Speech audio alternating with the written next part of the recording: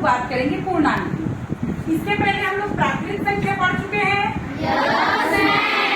प्राकृत संख्या और हम पूर्ण संख्या भी पढ़ चुके हैं। हम आपको पहले ही बताए थे कि प्राकृत संख्या जो है वो क्या होता है बेटा, 1 से लेके अनंत तक जाने वाली संख्या। पर जब उसी संख्या में शून्य का समावेश हो जाता है तो वो पूर्ण संख्या बन जाता है कि यहाँ पे अपना हो गया 0, 1, 2 और ये हो गया तुम्हारा 1, 2, 3, ये अनंत तक जाता है।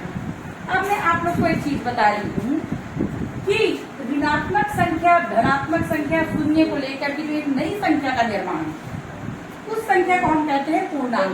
क्या कहते हैं? पूर्णांक। अब आप बोलोगे प्राकृत संख्या तो पूरी धनात्मक है, इनके सामने कुछ नहीं है, मतलब धन है। एक बात बताओ बेटा, यदि मान लो मेरे पास 10 रुपए है, मेरे पास क्या है? 10 रुपए।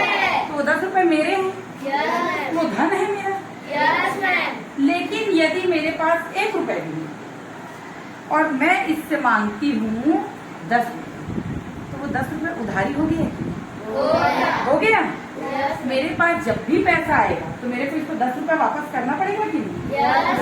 तो यदि मेरे पास 100 रुपए आएगा तो क्या पूरा 100 मेरा रहेगा? नहीं। इसको कितना वापस करना है? उसमें का कितना रुपए मेरा है? 90 रुपए। ठीक है।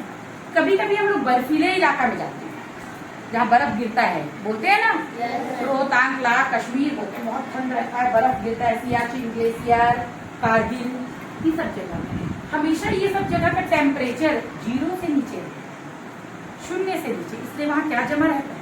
बर्फ जमा रहता है। तो आपको हम ये बात बता रहे हैं कि हमको ऋणात्मक संख्या की भी जरूरत पड़ेगी, ऐसी संख्या जो 0 से नीचे चले जाए। मेरे पास 1 भी रुपया नहीं है, वहां तक ठीक है। मेरे पास 10 रुपए है, वो भी ठीक है, लेकिन मेरे पास 10 रुपए है, वो भी उधारी का है, तो मैं ऋणात्मक में चली गई कि नहीं? जब भी मेरे पास पैसा आएगा उससे मेरे को वापस करना पड़ेगा। तो 0 से भी नीचे जो संख्याएं हैं उनको हम लोग क्या संख्या बोलते हैं?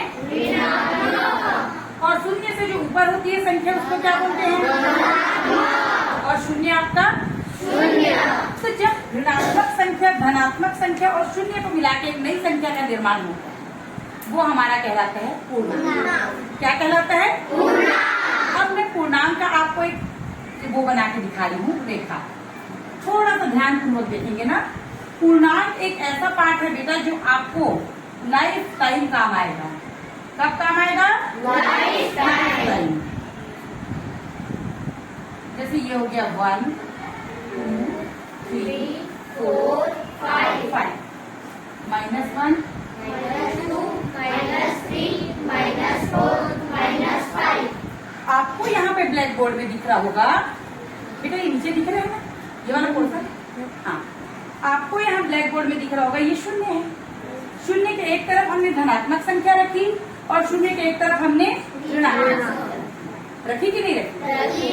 एक तरफ हमने धनात्मक रखा और एक तरफ हमने ऋणात्मक। तो अब यहाँ पर आप लोग ध्यान पूर्वक देखेंगे बेटा, 0 से बड़ा क्या है? 1 से बड़ा 2 से बड़ा 3 से बड़ा 4 से बड़ा 5। और ये आप इसको जितना आगे बताना, मतलब हमारी जो रेखा है वो कुछ इस तरह से जा रही है बढ़ते क्रम में। इसी तरह से जा रही है कि नहीं बढ़ते क्रम? पक्का है।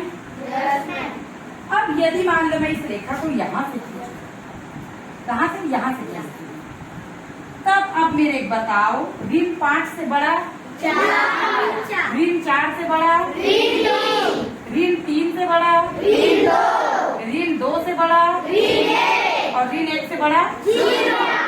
समझ में आ गया? अब मैं आप लोग को बताना चाहती हूँ इससे कि ऋणात्मक में जो बड़ी संख्या है वो क्या हो जाती है? छोटी। और छोटी संख्या है वो बड़ी। और एक बात बताओ, इसको देखो, ऋणात्मक संख्या और धनात्मक संख्या की तुलना करें तो कौन सी संख्या बड़ी है? कौन सी संख्या बड़ी है? धनात्मक बड़ी है। अच्छा, ऋणात्मक संख्या 0 से छोटी है कि 0 से बड़ी है? 0 से छोटी। छोटी है? सबको समझ में आ गया? अब यहाँ पर मैं एक सवाल आप लोग से पूछती हूँ। जैसे ये हमारा शुरू है, ये मैंने 10 बताया और ऋण 100। अब यहाँ पे मेरे को बताओ ऋण 100 सबसे छोटी संख्या की सबसे बड़ी संख्या? 0 और ऋण ऋण 100 में, दोनों में तुलना कर रहे हैं, दोनों में। इन दोनों में कौन सी संख्या बड़ी है? शून्य बड़ी है, पक्का? चलो एक और सवाल। यहाँ मैं लिखती हूँ ऋण 81 और ये बॉक्स के बाद मैं लिखती हूँ 2। इन दोनों में यहाँ है ऋण 81 और ये 2, दोनों में से कौन सी संख्या बड़ी है? 2 बड़ी है। एकदम क्लियर हो गया? चलो एक बढ़ते क्रम का प्रश्न कर लेते हैं।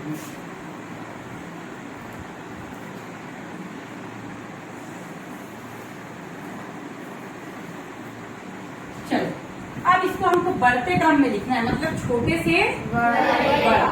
अब ऐसे को करने के लिए क्या करते हैं, पहले एक छोटा सा मैं उदाहरण दे रही हूँ। देखो ऋण 6 और ऋण 3 0, सबको समझ में आ गया? इसी तरह से आपको अभी 10 सवाल दे रही हूँ, किसके? इस तरह से, और 10 सवाल छोटे से बड़ा करना। आप लोग अपनी कॉपी में बनाओ और मेरे को फिर दिखाओ, फिर घर से आप ऐसे ही 30-30 सवाल बनाते। टोटल कितने सवाल हो जाएंगे? 40 बन जाएगा। ये सबको समझ में तो आया है ना? ओके चलो मैं क्वेश्चन